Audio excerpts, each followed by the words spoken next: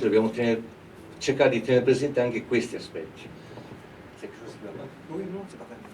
Alors, moi, ce que j'ai vu en tant que jeune, enfin j'étais jeune il y a 8 ans, militant pour la paix et journaliste qui essayait de comprendre le conflit syrien, j'ai remarqué qu'il y avait un décalage entre ce que me disaient le mouvement de gauche en Belgique et ce que disaient les médias et la réalité.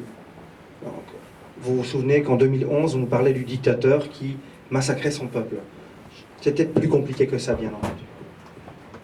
Io 8 anni fa ero ancora un giovane militante per la pace e quello che si vedeva era sicuramente sia da parte di una cosiddetta sinistra, da parte di certi media, che ci raccontavano la storia del feroce dittatore che massacrava il suo popolo, che non era il contesto, non era la questione in oggetto.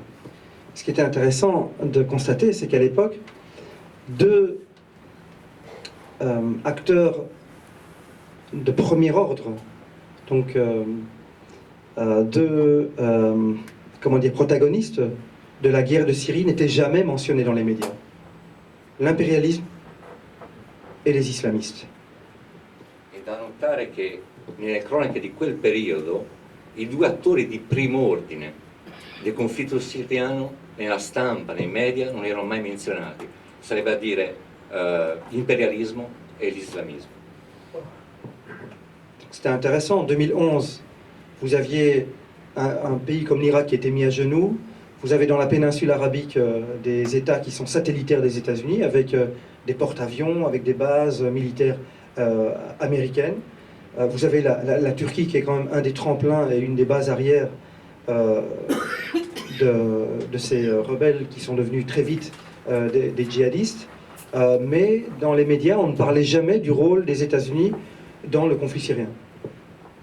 La cosa strana è che avevamo un contesto nel 2011 con un paese come l'Iraq che era in ginocchio, tutti i paesi della penisola arabica riempiti di navi americane, di navi da guerra. La stessa Turchia è stata una base importante per i cosiddetti ribelli diventati poi jihadisti in massa, ma nessuno parlava in merito a questa situazione del ruolo degli Stati Uniti nel conflitto siriano.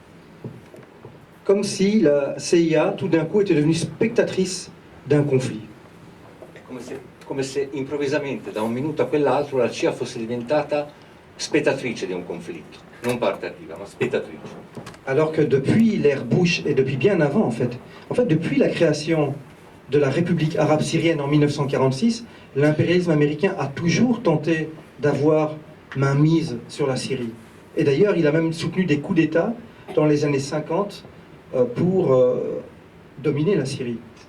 Donc la présence américaine en Syrie, ou en tout cas les tentatives de domination de la Syrie par les États-Unis, ne sont pas choses nouvelles. Elles ne datent ni de Trump, ni même d'Obama. On l'a vu sous Bush, et depuis déjà bien avant, depuis le début, depuis la création, en fait, depuis que les Français ont quitté la zone, c'est-à-dire le Liban, la Syrie et le Sanjak d'Alexandrette. Donc l'impérialisme américain avait besoin de la Syrie pour sécuriser Israël, et puis pour des raisons idéologiques, bien entendu, parce que dès sa création, la Syrie est devenue un ami, un allié, un partenaire de l'Union soviétique. Donc il y avait plusieurs raisons qui poussaient les États-Unis à vouloir en découdre et à vouloir détruire la Syrie. E ovviamente faremo un errore a pensare che l'aggressione alla Siria sia nata con Bush o con Trump o con questo contesto qua. In realtà da quando è nata la Repubblica Araba Siriana, dal 1946, i colpi di Stato portati avanti dalla CIA, i tentativi sono stati numerosi di dominare, di distruggere quello che si stava cercando di costruire, e si capiva il motivo, perché all'imperialismo americano serviva controllare la Siria per sicurizzare Israele dall'altra. E un altro dei motivi è che la Siria era diventata un partner dell'Unione Sovietica, per cui questi sono gli elementi che vanno tenuti in considerazione, quindi non è l'ultimo periodo, è sempre stata una problématique de quel type. Alors l'absence de la présence islamiste, si je puis dire, du rôle des islamistes dans la cassure de la société syrienne qui a mené à la guerre que nous connaissons, elle était palpable dès le début, puisque tout simplement en 2011, personne ne parlait de la présence islamiste. Il a fallu attendre l'émergence du califat à Raqqa et sa désignation comme capitale du nouvel empire génocidaire islamiste pour que le narratif occidental accepte l'idée que finalement le fer de lance de l'opposition syrienne, c'est Daesh, ce sont les djihadistes. Se pensate al 2011, lo ripeto, nessuno parlava del ruolo degli islamisti nella rottura della società siriana, nessuno parlava di questo argomento. Semplicemente quando è emerso ufficialmente il califfato, anche il narratore occidentale si è dovuto rapportare a questa narrazione e ha dovuto vedere che l'opposizione siriana in realtà era jihadista.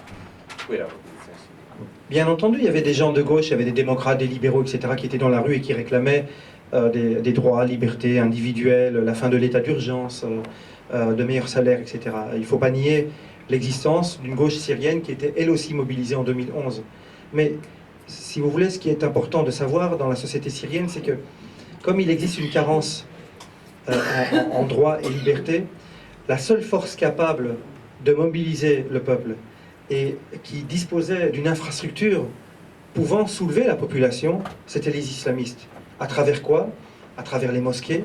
À travers quoi? À travers les fonds, donc l'argent qui arrivait des pays du Golfe, à travers les chaînes de télévision, notamment Wissal TV et bien d'autres, c'est-à-dire des chaînes islamistes qui diffusaient non-stop de la propagande sectaire et qui était regardée y compris en Syrie.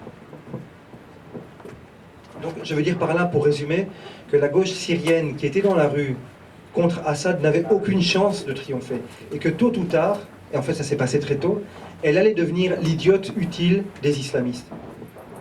E come faremmo un errore a negare che ci fosse nel 2011 anche una sinistra di democratici che stavano nella strada, protestare contro il governo di Bashar al-Assad per avere più soldi, migliori condizioni, tutta una serie di questioni che erano mobilitati. Che poi questi invece alla fine siano diventati gli utili idioti di un processo molto più complesso, ormai doveva essere sotto gli occhi di tutti, e non avevano nessuna possibilità, proprio per come è strutturata la società siriana, di sollevare il popolo, cosa che invece agli islamisti è stato reso possibile fondamentalmente attraverso l'arrivo dei soldi dai paesi del Golfo, Arabia Saudita e compagnia, attraverso l'uso delle moschee e delle tv satellitari islamiste. Bahar ne ha fatto alcuni esempi, ma non sono in grado di ripetervi i nomi, e questo era comunque l'elemento che ha consentito la rottura all'interno della società siriana.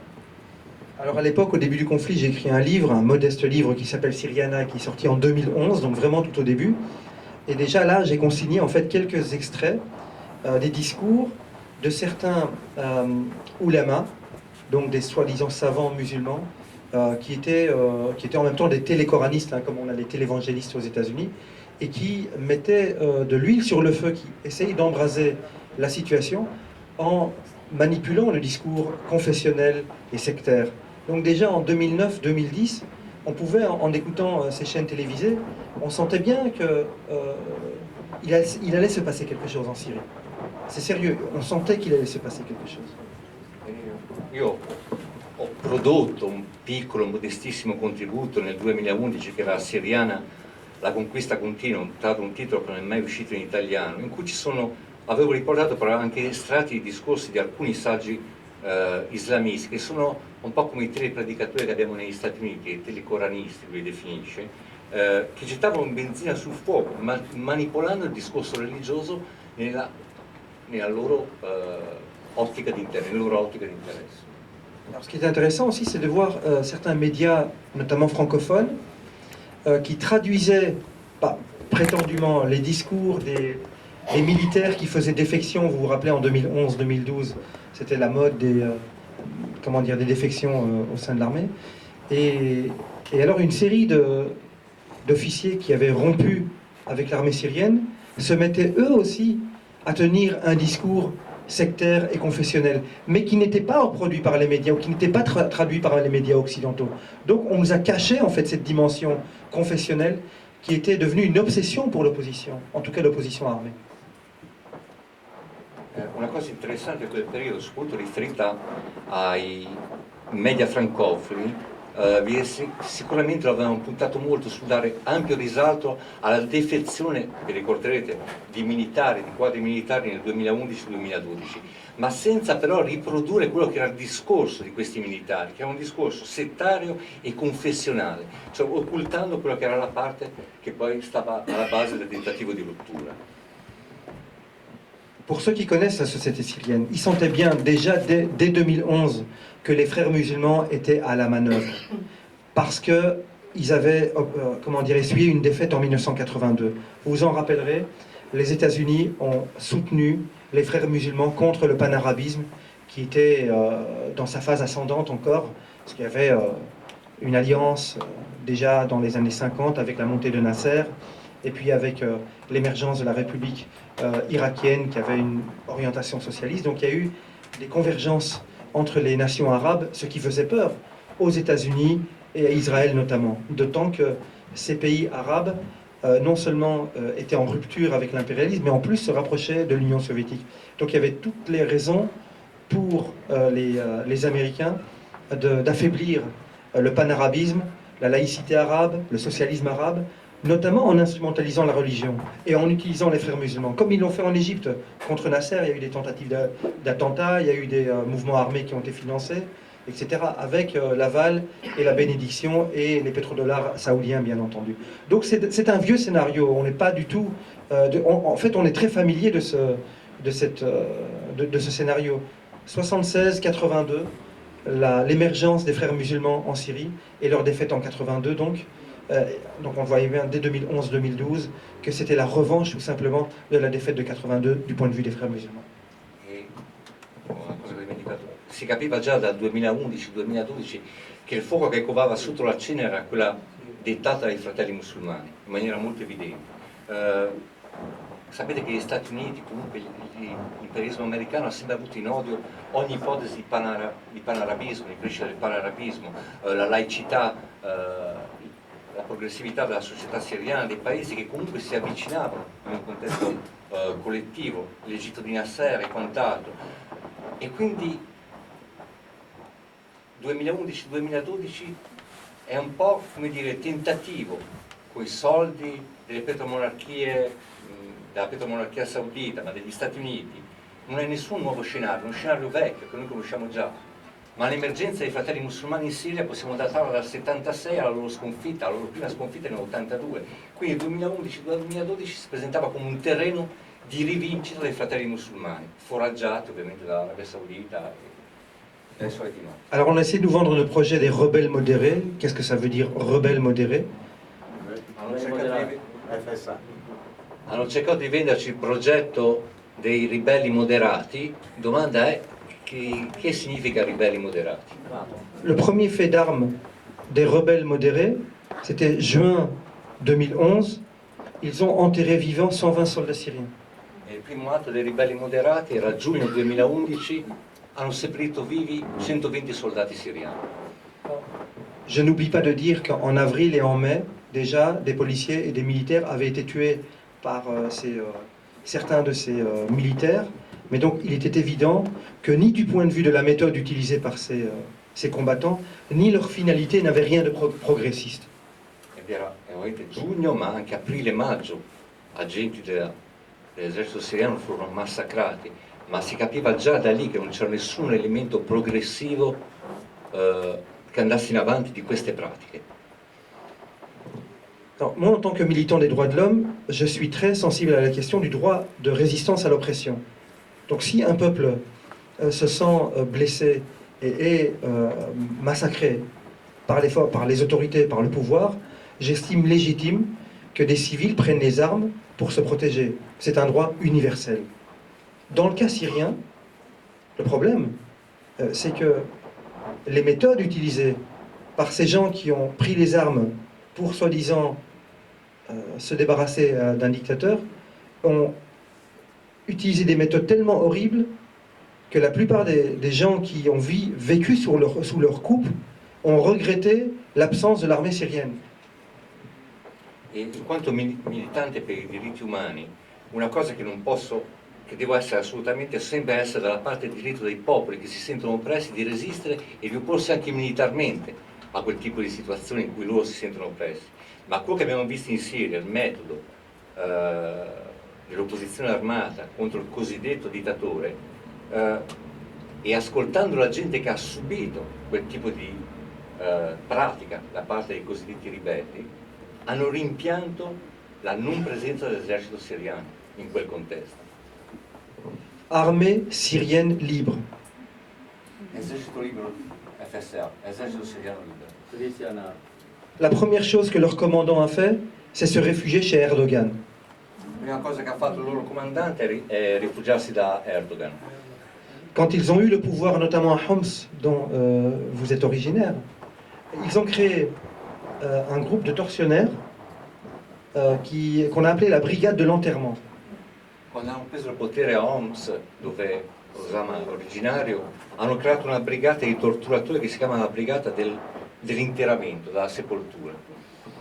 Tout civil qui était soupçonné d'avoir des sympathies ou même d'avoir un salaire en tant que fonctionnaire, facteur, n'importe quoi, était interrogé, torturé et jeté et enterré parfois vivant.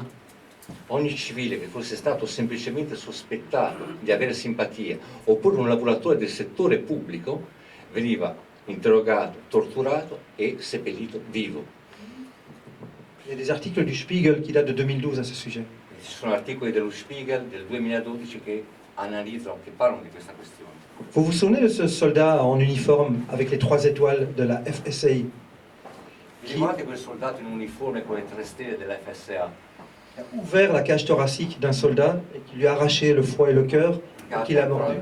Che ha aperto la cassa toracica di un militare siriano e gli ha strappato cuore e fegato e l'ha mangiato. Mais à l'époque, Daesh n'existait pas encore.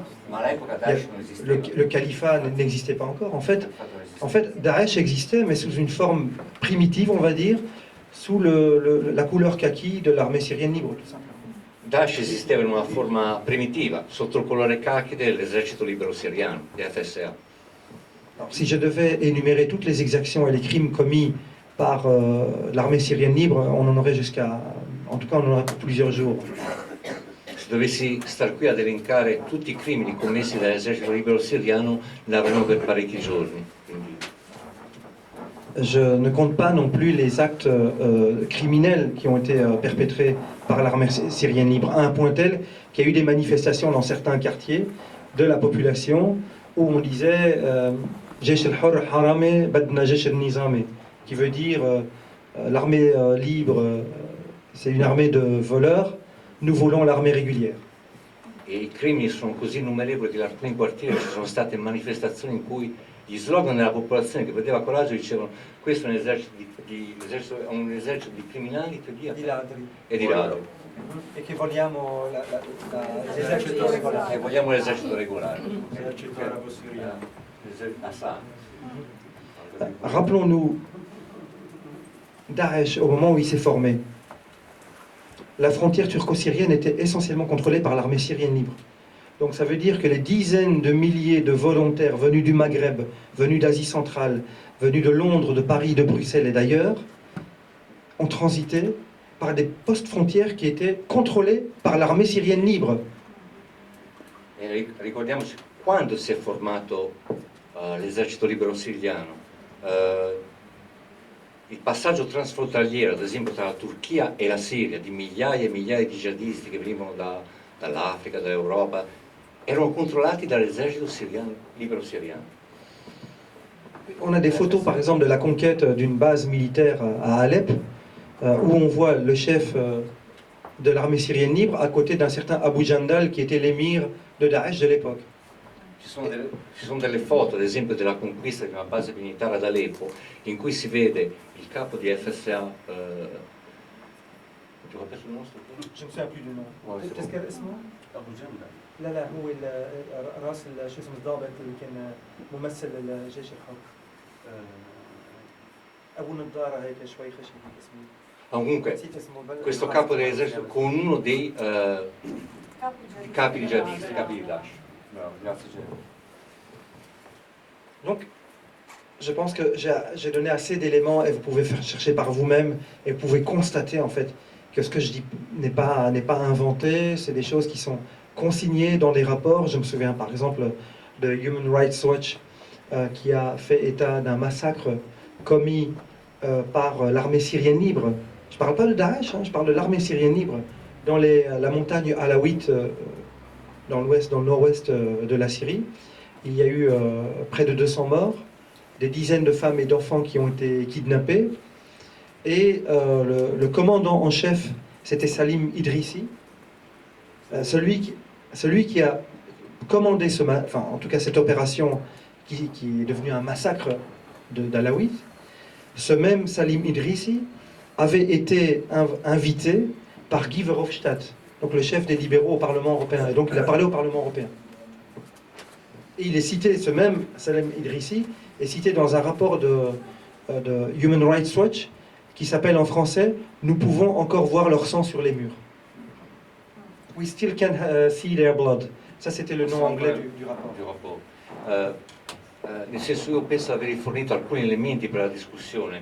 Potete comunque cercare, controllare e verificare quello che avevo detto. In particolare cercare un rapporto di Human Rights Watch di un massacro compiuto da FSA contro le nord-ovest del paese della Siria, contro la comunità alawita, con rapiti, decine e decine, centinaia di morti. Quel comandante era un tale Idrissi che, guarda caso, i liberali, il presidente dei liberali al Parlamento europeo aveva già invitato dentro il Parlamento europeo, quindi queste foto che trovate. E il rapporto di Human Rights Watch si intitola "Il loro sangue si può ancora vedere sui muri", riferito al massacro di Alawiti. Lo sang sur les murs. Il y a tellement de choses à dire sur la désinformation dont on a été victime pendant ces 8 années. Je ne pourrais pas tout citer, bien entendu. Il faudrait réécrire, il faudrait que j'écrive un Syriana numéro 2, parce qu'il y a trop de choses qui n'ont pas été dites et qui sont passées et qui ont été complètement oubliées, malheureusement. È inenarrabile la mole di disinformazione che ci hanno fatto subire in questi 8 anni. Se dovessi mettermi è impossibile pensare di affrontarla, devo rimettermi a fare un Syriana 2 per riuscire a catalogare almeno il livello di disinformazione che ci hanno fatto, che hanno tentato di farci assorbire. Alors, je vais faire une